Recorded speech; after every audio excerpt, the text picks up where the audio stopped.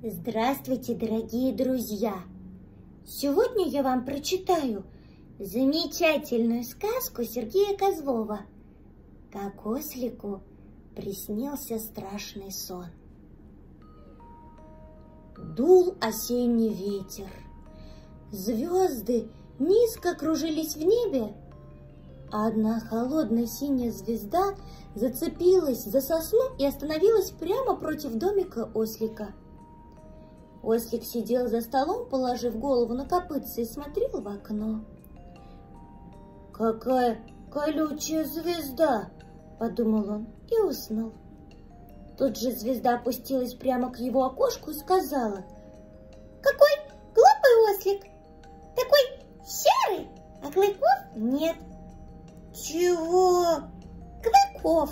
– сказала звезда. «У серого кабана есть клыки?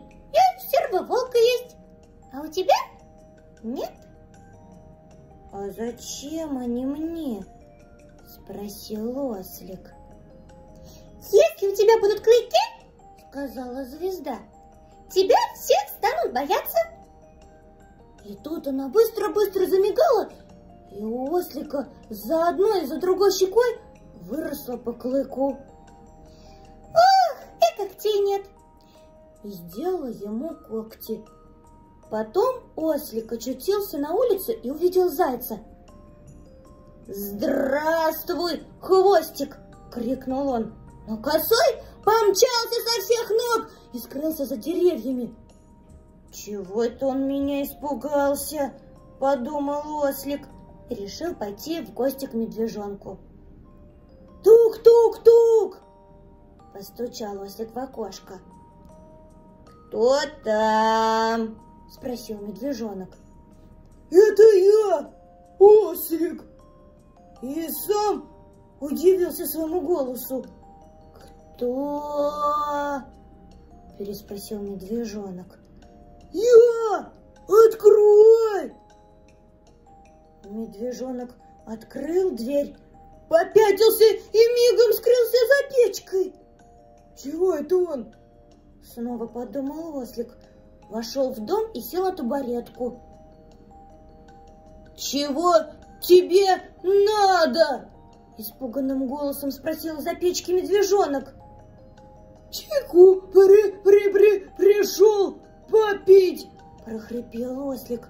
«Странный голос, однако, у меня», — подумал он. «Чаю нет!» — крикнул медвежонок.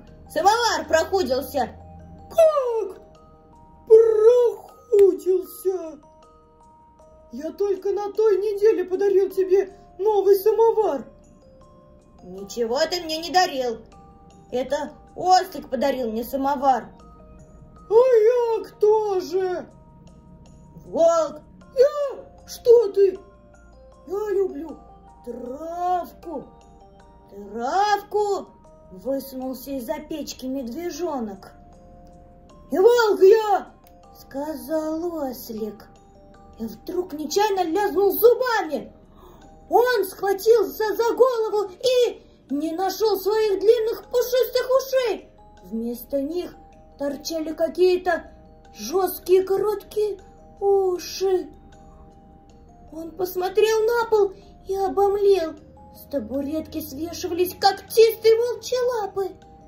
«Не волк я!» — повторил ослик, щелкнув зубами.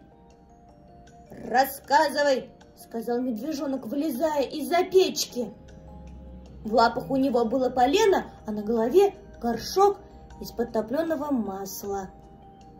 «Что ты надумал?» — хотел крикнуть ослик, но только хрипло зарычал. «Р-р-р-р-р!» Медвежонок стукнул его поленом и схватил кочергу. «Будешь притворяться моим другом-осликом?» — кричал он. «Будешь!» «Честное слово, не волк я!» — бормотал ослик, отступая за печку. «Я люблю травку». «Что? Травку? Таких волков не бывает!» — кричал медвежонок, распахнул печку и выхватил из огня горящую головню. Тут ослик проснулся.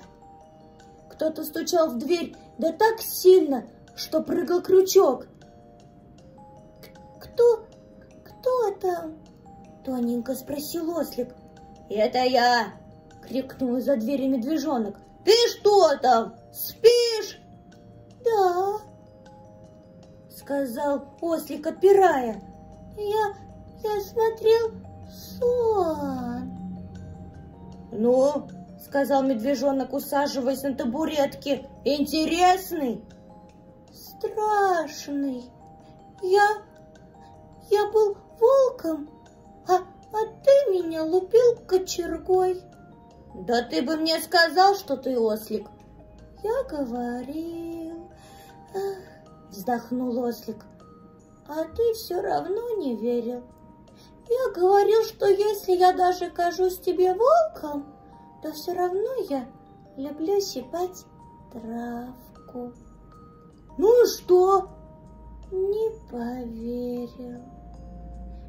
«В следующий раз, — сказал медвежонок, — ты мне скажи во сне: медвежонок, а помнишь, мы с тобой говорили, и я тебе поверю». Вот такая сказка. А я вам желаю сладких снов, чтобы вам приснились ваши самые лучшие верные друзья. Добрых снов, ребята!